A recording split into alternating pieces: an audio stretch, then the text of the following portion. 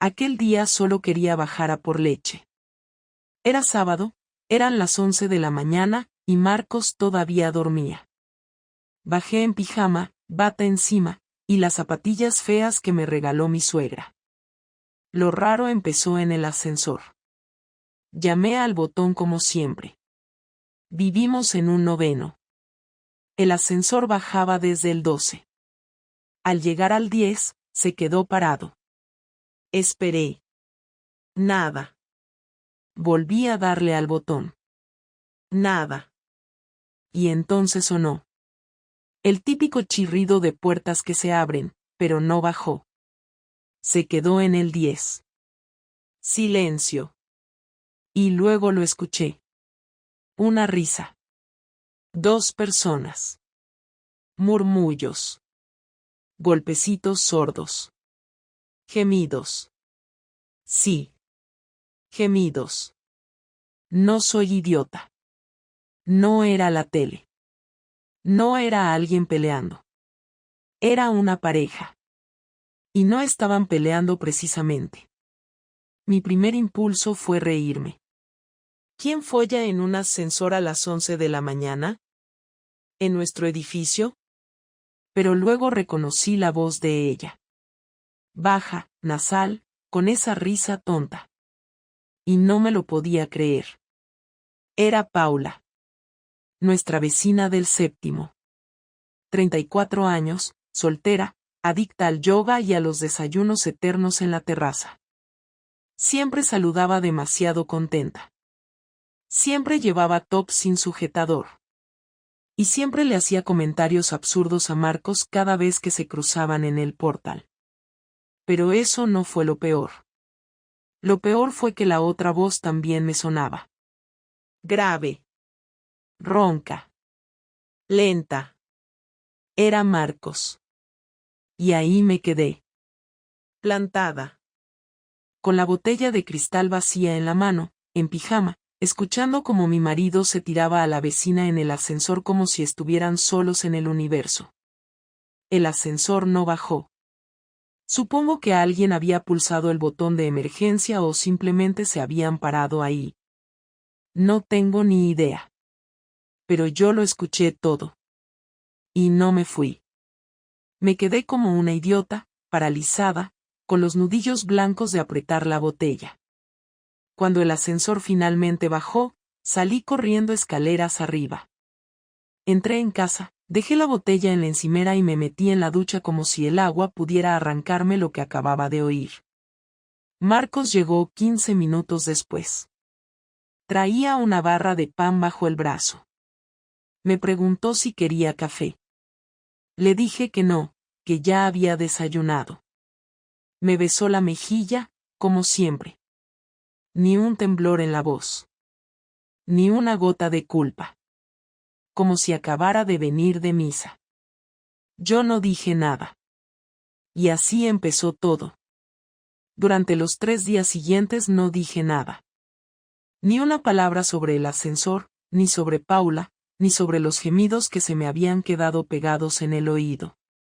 Me limité a observar, a mirar con otros ojos lo que antes era rutina. No había señales nuevas, pero tampoco hacía falta. Ya no estaba buscando pruebas, ya no necesitaba justificar la sensación que tenía en el estómago. Solo estaba esperando que él fallara, que bajara la guardia, que dejara una rendija abierta por donde colarse con la verdad. Y aunque no lo hizo de manera obvia, lo cierto es que el cambio estaba ahí. En los silencios largos mientras desayunábamos. En cómo se duchaba antes de salir aunque dijera que iba a correr. En cómo evitaba hablar de Paula, cuando antes se permitía esos comentarios tontos sobre lo simpática que era o lo moderna que iba vestida. Esa semana Paula no apareció. No la vi ni en el portal, ni en la terraza, ni en el supermercado donde siempre coincidíamos. Como si se la hubiese tragado la tierra. Eso, lejos de calmarme, me lo confirmó todo. Si se escondía era porque sabía que yo sabía. Porque había cruzado una línea que no tenía vuelta atrás. Aún así, mantuve la boca cerrada. Porque el silencio es el arma de quien ya no necesita respuestas, solo tiempo. Tiempo para decidir qué hacer, cómo reaccionar, cómo acabar con todo sin salir destruida en el proceso. El sábado siguiente, Marcos sugirió que fuéramos a cenar fuera. Era raro. No solemos hacer eso sin motivo.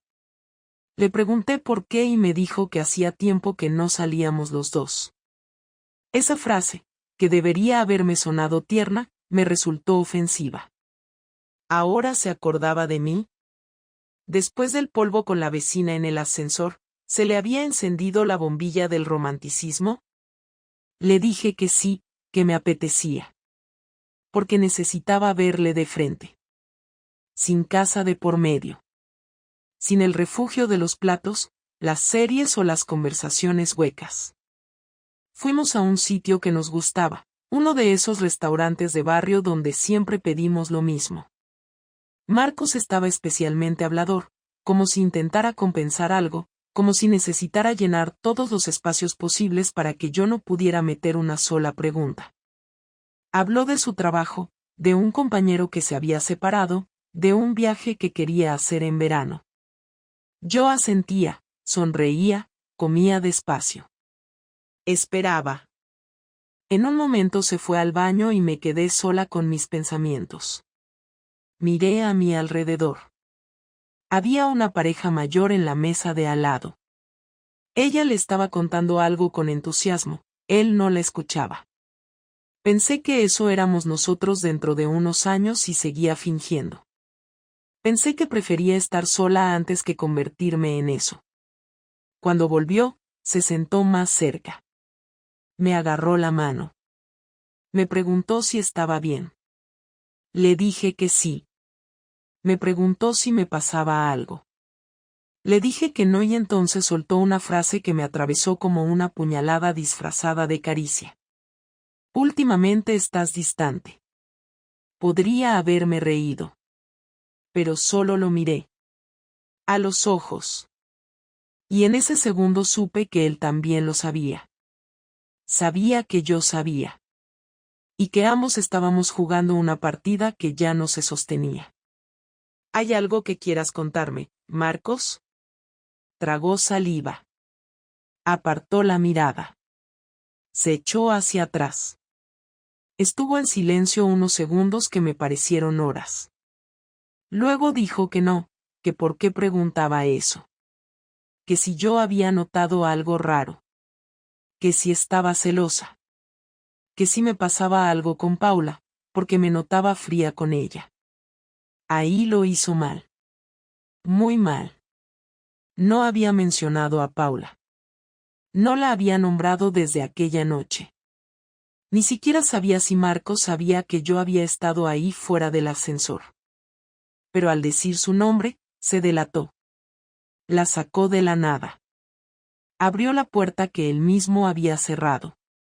Lo miré sin pestañear. Ni siquiera le contesté. Solo saqué la cartera, dejé dinero sobre la mesa y me levanté. Me pidió que me sentara. Dijo que podía explicarlo todo. Que estaba equivocado. Que me estaba montando una película. Que lo estaba volviendo loco con mis silencios. No le respondí. Salí del restaurante, caminé hasta casa y esperé en el salón. 20 minutos después entró. Cerró la puerta con cuidado.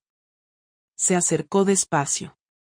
Lucía, podemos hablar, dijo, como si eso bastara para borrarlo todo. Me giré y lo dije sin levantar la voz, sin gritar, sin llorar. ¿Te la follaste en el ascensor o antes? El color se le fue del rostro. Y ahí supe que sí. Que no hacía falta que dijera más. Ya no era una sospecha. Ya no era un juego de intuiciones. Era un hecho. Él no respondió. Yo tampoco.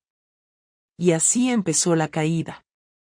Marcos no dijo nada. Se quedó de pie frente a mí, como si estuviera esperando que yo hiciera algo más, que gritara, que llorara, que le tirara algo a la cara, cualquier reacción que pudiera utilizar como excusa para defenderse. Pero yo seguía sentada, con los brazos cruzados, sin moverme, sin desviar la mirada. Quería que se sintiera pequeño, que comprendiera que su silencio era más ruidoso que cualquier pelea. Después de casi un minuto de incomodidad, respiró hondo, se pasó la mano por la cara y por fin habló. Dijo que no era lo que parecía, que las cosas habían sido diferentes, que él no lo había planeado, que se había dejado llevar y que no sabía cómo volver atrás. Yo seguía en silencio. Él se sentó al otro lado de la mesa, evitándome los ojos, hablando rápido, como si repitiera algo que ya había ensayado mentalmente.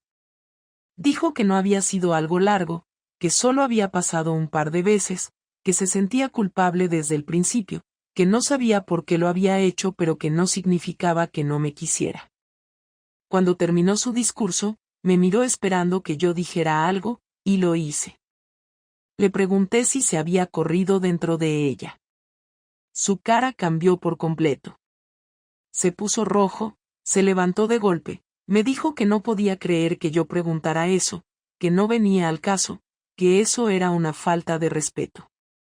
Yo le respondí que faltarme al respeto era bajarse los pantalones delante de una vecina en un ascensor, que si ahora íbamos a fingir que las formas eran más graves que los hechos, entonces estábamos en el punto más patético de nuestro matrimonio. Me llamó cruel. Me dijo que estaba siendo hiriente. Le dije que no, que lo hiriente era fingir amor mientras se te caen los pantalones por alguien con quien compartes rellano. Se sentó otra vez, esta vez cabizbajo, derrotado. Me dijo que había sentido que yo ya no lo miraba igual, que en casa todo era rutina, que hacía meses que no nos tocábamos como antes. Le recordé que no era excusa para follarse a nadie, y mucho menos a alguien que conocíamos. Le pregunté si estaba enamorado de ella, y me dijo que no. Me preguntó si eso cambiaba algo, si al menos podía entender que había sido un error, un impulso, una confusión. Le pregunté si lo había disfrutado. No respondió. Le pregunté si pensaba seguir viéndola. Dijo que no. Que lo tenía claro. Que quería salvar lo nuestro. Ahí me reí por primera vez, no porque hiciera gracia, sino porque me pareció ridículo. Le pregunté cómo pensaba hacerlo, si había un manual para restaurar matrimonios después de gemirle a una vecina entre los pisos 10 y 9. Se levantó otra vez, se fue a la cocina, se sirvió un vaso de agua, y volvió con la mirada baja. Me pidió perdón.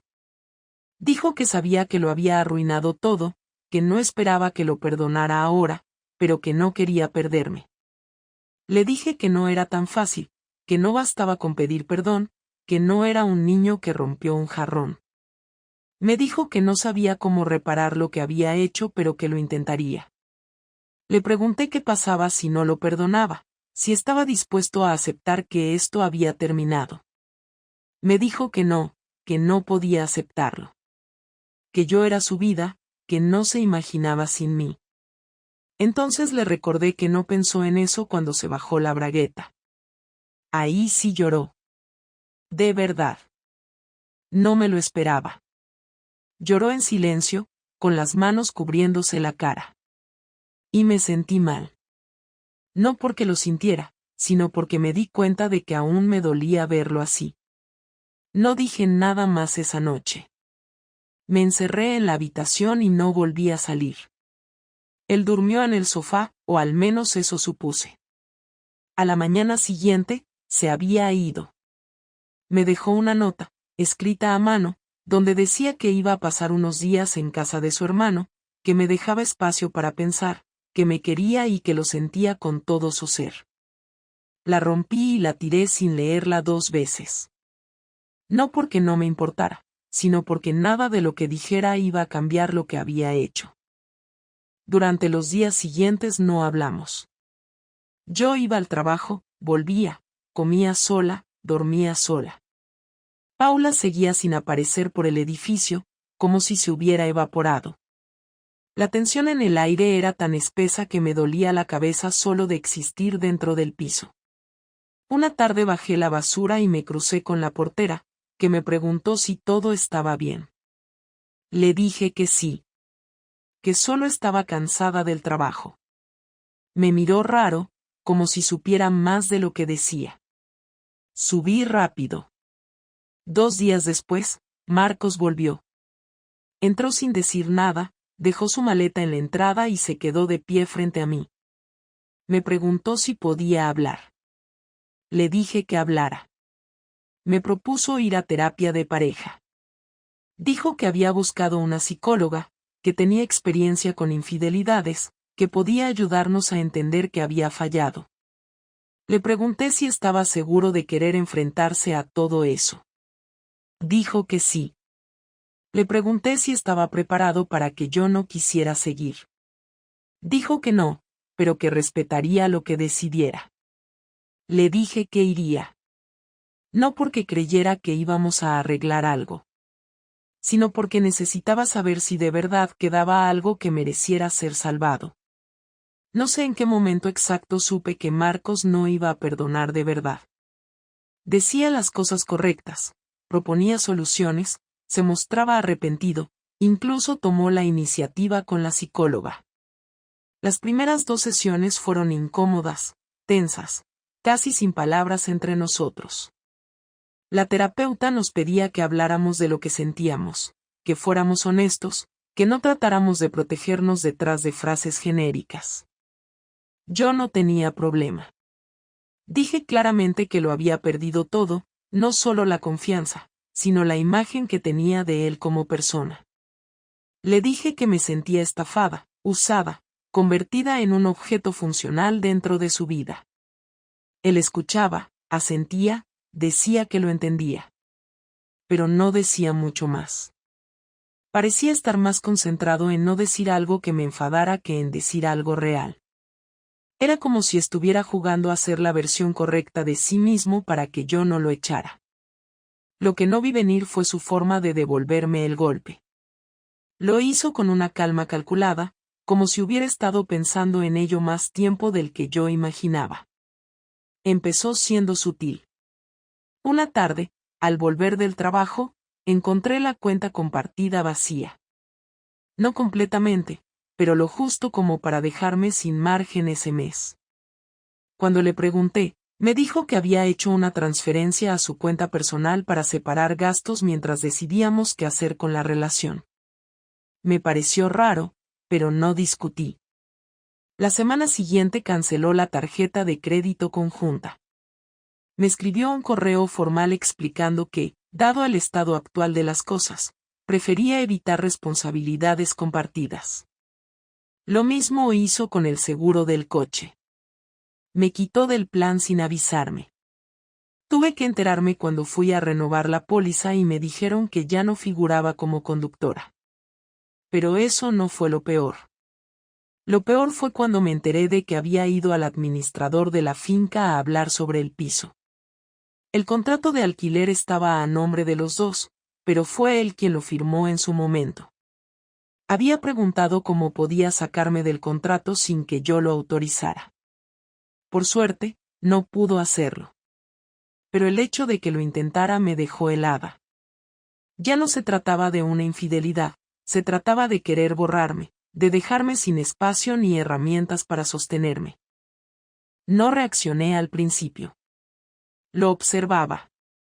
Me comportaba con frialdad, pero con educación. No quería darle el gusto de verme desbordada. Fingí que no me afectaba. Hasta que encontré la forma de responder. No con gritos, ni con peleas, ni con amenazas. Respondí como él no esperaba, con su propia lógica. Sabía que no podía sacarme del piso, pero sí podía incomodarme. Así que decidí que no le iba a dar el placer de irme. Me quedé. Le sonreí por las mañanas. Le deseé buen día cuando salía a trabajar. Cociné solo para mí. Lavé mi ropa. Pagué mis cosas. Y cada vez que él intentaba provocarme con un comentario pasivo-agresivo, le respondía con una calma que lo sacaba de quicio. No discutía. no caía en el juego. Empecé a salir más. No para vengarme, sino para respirar. Iba al gimnasio que quedaba lejos de casa, solo por el placer de no estar cerca. Me quedaba a tomar algo con compañeras del trabajo, aunque no me interesaran especialmente sus historias. Un día, a la salida del trabajo, me encontré con un ex de la universidad. Tomamos un café. Nada importante. Pero justo ese día, Marcos me escribió para decir que me esperaba en casa para cenar. Le respondí que no iba a ir, que me quedaría fuera. No preguntó dónde ni con quién. Pero a partir de ahí, empezó a revisar mis horarios. A aparecer en los mismos bares. A pasar por mi trabajo con cualquier excusa. La terapeuta se dio cuenta antes que yo. Me lo dijo sin rodeos. Marcos está intentando vengarse de ti, no salvar el matrimonio. Me quedé en silencio. Asentí. Lo sabía, pero necesitaba oírlo de otra voz. Cuando llegué a casa esa tarde, él ya estaba. Sentado en el sofá, con una cerveza, mirando el móvil. Me saludó con un hola seco. Fui a la cocina, preparé un plato rápido, y cuando me senté a cenar sola en la mesa del rincón, me preguntó: ¿te vas a quedar aquí mucho tiempo más? Le respondí que sí, que era mi casa también. Me miró sin decir nada. Terminó su cerveza. Se levantó, y antes de irse al dormitorio dijo: pues acostúmbrate a que esto se ponga incómodo. Esa noche dormí bien. No porque todo estuviera bien, sino porque por fin entendía que él no estaba arrepentido, solo estaba herido en su orgullo. No me había sido infiel por falta de amor, sino por aburrimiento, por cobardía, por ego. Y ahora que lo sabía, todo era más claro. La venganza de Marcos no fue violenta, ni explícita. Fue lenta, administrativa, mezquina. Pero al final, lo único que logró fue darme aún más razones para no volver a mirarlo como antes. Y eso, aunque él no lo supiera, ya era irreversible.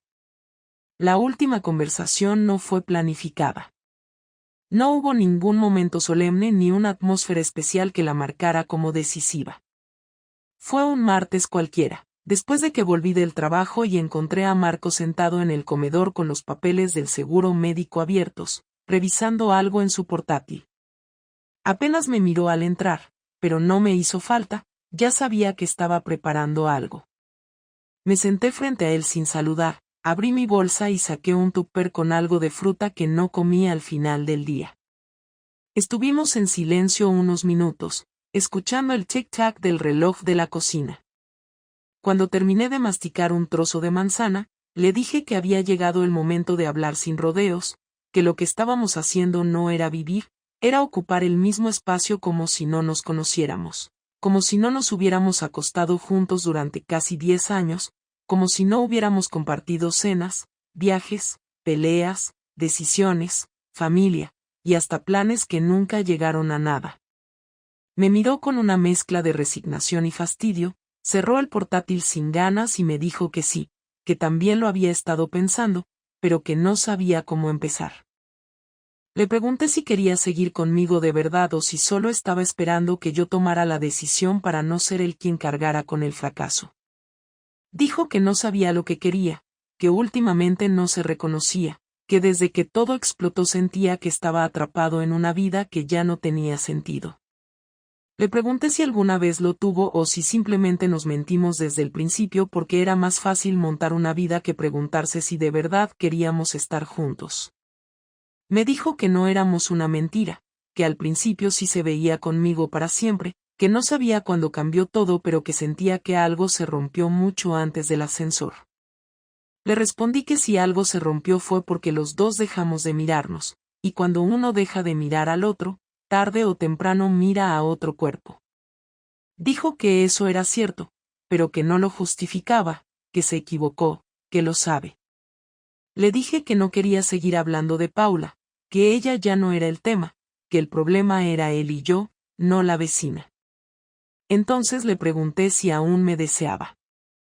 No si me quería, no si me respetaba, no si sentía culpa. Solo eso, si me deseaba. Se quedó callado. Bajó la mirada. Respondió que no lo sabía. Que me veía y no sentía nada. Que había intentado recuperar ese impulso, esa atracción, pero que no podía forzar lo que no salía solo.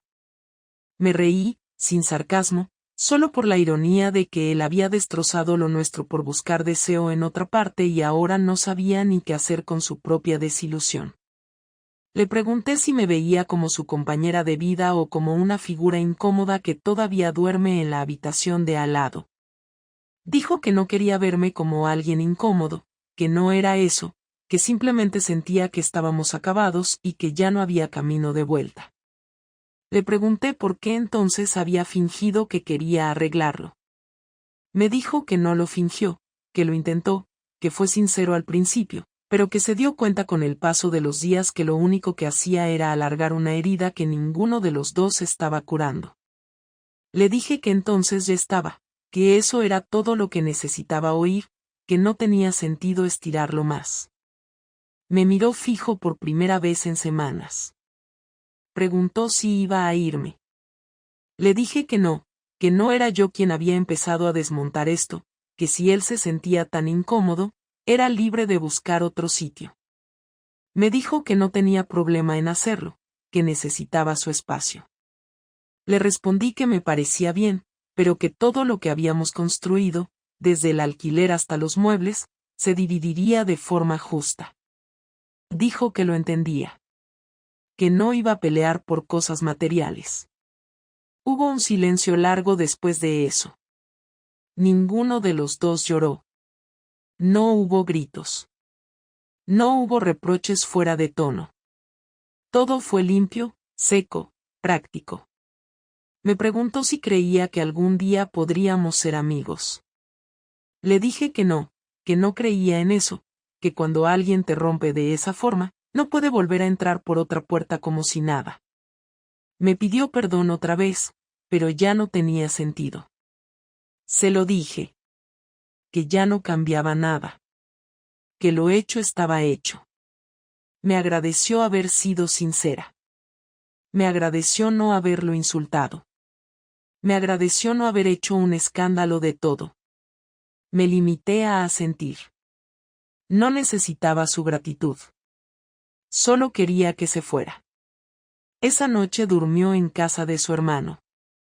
Al día siguiente me escribió un mensaje breve. Me dijo que vendría a buscar algunas cosas el fin de semana, que avisaría antes de llegar. Le respondí con un vale. Y fue la última vez que hablamos. Han pasado 3 semanas desde que Marcos se llevó sus cosas y cerró la puerta sin mirar atrás. No hubo escena final, ni palabras de esas que se quedan colgando en el aire. Metió su ropa, sus libros, su portátil, algunos objetos personales y se fue. No quiso llevarse el sofá ni la televisión, dijo que no le interesaba quedárselos, que los muebles eran secundarios. Yo no discutí. Me limité a observar cómo su presencia desaparecía de los cajones, de los percheros, del baño. La casa no se sentía más vacía, se sentía más honesta. Era un espacio que por fin decía la verdad, aunque esa verdad fuera incómoda. Los primeros días no fueron fáciles. No porque lo echara de menos, sino porque la costumbre pesa más que el afecto cuando se rompe una rutina. Me levantaba y por un segundo esperaba escuchar la cafetera, su cepillo de dientes en el baño, sus pasos por el pasillo. Pero después me daba cuenta de que el silencio no era soledad, era paz. Empecé a ocupar el espacio como mío. Cambié algunas cosas de lugar, limpié a fondo la habitación que él usaba como despacho, saqué algunas fotos del salón, tiré objetos que ya no tenían sentido. No como acto simbólico, sino porque ya no quería que me molestaran visualmente. En el trabajo nadie preguntó mucho. Solo mi compañera Marta, la que más se acercaba a ser una amiga. Me preguntó si estaba bien. Le dije que sí. No entré en detalles. No quería convertirlo en anécdota, ni en tema de conversación. Era mi historia y la estaba procesando sola, sin necesidad de validación externa. Tampoco hablé con mi familia. No porque me diera vergüenza, sino porque no quería explicaciones ni consejos. Solo necesitaba silencio y tiempo. Una tarde, después del trabajo, decidí ir al supermercado del otro lado del barrio. No quería cruzarme con nadie conocido. Al salir, vi a Paula. Estaba en la otra acera, vestida con ropa deportiva, con el pelo recogido y unos auriculares puestos. Me vio. Hizo un gesto mínimo, como si no supiera si saludar o fingir que no me había visto. No hice nada. Seguí caminando. No sentí rabia. No sentí nada. Era una mujer más, alguien que había pasado por mi vida como una tormenta corta que ya no mojaba. Supongo que eso fue lo más extraño de todo, no odiarla. No sentir la necesidad de confrontarla. No querer respuestas. No verla como enemiga, sino como parte de un error compartido. Marcos no ha vuelto a escribirme. No ha llamado. No ha pedido una segunda oportunidad. No ha intentado reabrir el tema. Me parece bien. Lo agradezco. No quiero ni puedo tener una relación con alguien que solo actúa cuando se siente en peligro. Su ausencia no me duele. Me alivia. Y eso, al principio, me generó culpa. Me pregunté si estaba siendo demasiado fría, si me había vuelto insensible. Pero luego entendí que no. Que lo que sentía era legítimo. Que dejar de querer a alguien no es siempre un proceso doloroso. A veces es una retirada lenta, casi silenciosa, que ya estaba ocurriendo mucho antes de que se confirmara la traición. No creo que vuelva a confiar en alguien de forma inmediata. No tengo ganas de conocer a nadie ni de empezar otra relación. Pero tampoco estoy cerrada a la idea. Solo que ahora el criterio es distinto. No busco un reemplazo, ni alguien que llene vacíos. No quiero palabras bonitas ni promesas de estabilidad. Si algún día me vuelvo a enamorar, será desde otro lugar, con otra versión de mí misma, una que aprendió a no darlo todo sin condiciones, una que entiende que el amor no se mantiene solo, que también se discute, se cuestiona y se enfrenta. Volvería a enamorarme si esa persona supiera mirarme cuando ya no hay maquillaje, cuando el día fue una mierda, cuando estoy en silencio y no necesito entretener a nadie. Volvería a enamorarme si pudiera estar con alguien sin dejar de ser yo. Pero si no pasa, también estoy bien así. Hoy cociné para mí. Puse música, abrí una cerveza, me senté a ver una serie cualquiera sin tener que esperar a que alguien más quiera el mando. Dormí en el medio de la cama. Me desperté cuando quise. No hice nada especial y aún así sentí que estaba bien. No plena, no feliz, no realizada. Solo bien. Eso es suficiente por ahora.